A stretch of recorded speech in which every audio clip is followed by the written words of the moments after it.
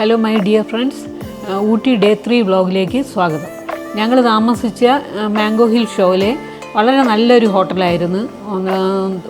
നിറച്ച് ഗാർഡനൊക്കെ ഉണ്ട്, സ്ഥലവും വളരെ ധാരാളം സ്ഥലമുണ്ട് നടക്കാനൊക്കെ ആയിട്ട്.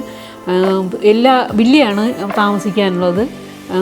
അവിടെ എല്ലാം സൂര്യോദയം നമുക്ക് കാണാൻ പറ്റുന്ന രീതിയിലാണ് വില്ല എല്ലാം ക്രമീകരിച്ചിരിക്കുന്നത്. പിന്നെ അവിടെ തന്നെ ചെറിയൊരു അടുക്കളത്തോട്ടമൊക്കെ ഉണ്ട്. ബീട്രൂട്ട്, ക്യാരറ്റ് അതുപോലെയുള്ളതൊക്കെ കൃഷി ചെയ്തിട്ടുണ്ട്. എവിടെ നോക്കിയാലും നമുക്ക് ധാരാളം പൂക്കളും പക്ഷികളെയൊക്കെ കാണാം.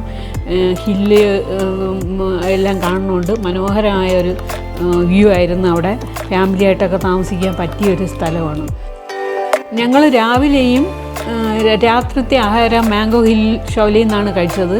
വളരെ നല്ല ആഹാരമായിരുന്നു. അത് പറഞ്ഞറിയിക്കാൻ പറ്റാത്ത ടേസ്റ്റായിരുന്നു. തമിഴ്നാട്ടിൻ്റെ തനതായ രുചിയിലുള്ള ആഹാരവും ഡെയിലി ദോശ പോലുള്ളത്. അതുകൊണ്ട് പിന്നെ പല സ്ഥലത്തുള്ള ആൾക്കാരും താമസിക്കുന്നതുകൊണ്ട് പല തരത്തിലുള്ള ആഹാരവും കിട്ടും.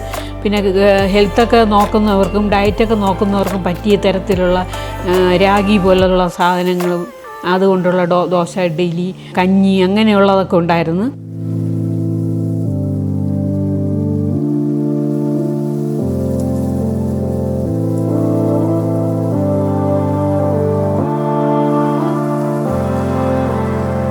കഴിഞ്ഞ വീഡിയോയിൽ ഞാൻ പറഞ്ഞതുപോലെ ഒരു സ്ഥലവും കൂടിയുണ്ട്. അത് ഞങ്ങൾ ചെക്കൗട്ട് കഴിഞ്ഞിട്ട് പോണ വഴിയിൽ നമുക്ക് കാണാം.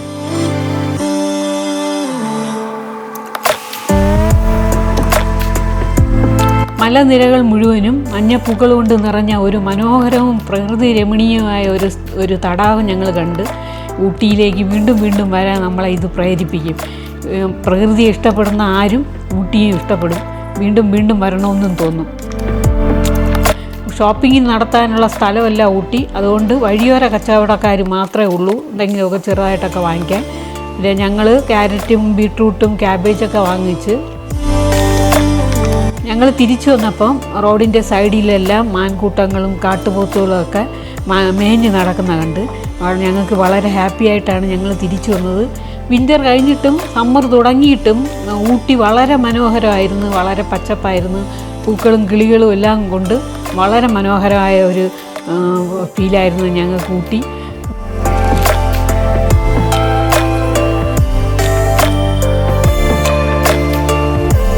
ഞങ്ങൾ ഇതിനു മുമ്പ് ഊട്ടിയിലെ 2 വീഡിയോയും കൂടി ഇട്ടിട്ടുണ്ട്.